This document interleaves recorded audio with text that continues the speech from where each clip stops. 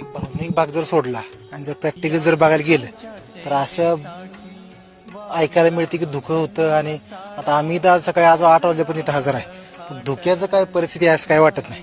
एक दुसरी गोष्ट धावपट्टी दिसली नाही ही काय भाग म्हणजे, आणि ही गोष्ट काय तशी पटण्यासारखी नाही. दुसरी गोष्ट आणि तिसरं आणि ते प्रत्यक्षदर्शक होते, त्यांचं नाव मला कल्पना नाही, पण त्यांनी सांगितलं की जेव्हा त्या ठिकाणावर जेव्हा विमान असं वाकडं झालं तेव्हा इंजिनचा आवाज बंद झाला होता. त्याचं कारण काय असं त्याच्यामुळे विजिबिलिटी असेल. आणि VSRच्या मालकांचं असं म्हणणं आहे की त्याच्यामध्ये काही टेक्निकल दोष नव्हता.